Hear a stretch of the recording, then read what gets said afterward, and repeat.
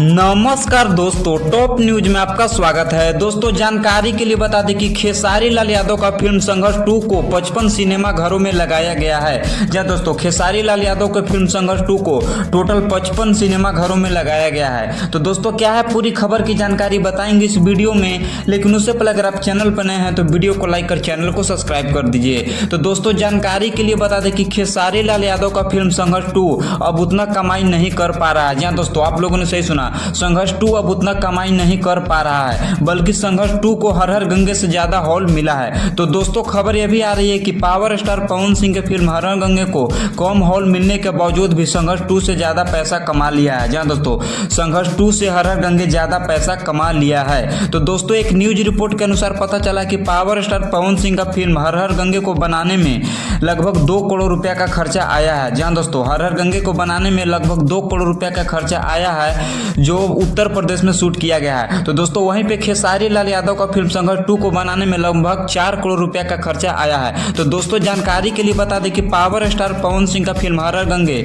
पूरे 1 करोड़ रुपए का कमाई कर लिया है। जहां दोस्तों अपनी लागत से पूरे 1 करोड़ रुपए का कमाई कर लिया है। तो दोस्तों वहीं पे संघर्ष 2 अपनी लागत के अनुसार बहुत पीछे है। तो दोस्तों आप किस फिल्म को सपोर्ट करते हैं, हर हर गंगे या संघर्ष 2? कमेंट बॉक्स में जरूर बताइएगा। और तब तक के लिए इतना ही, और मिलते हैं अगली वीडियो में।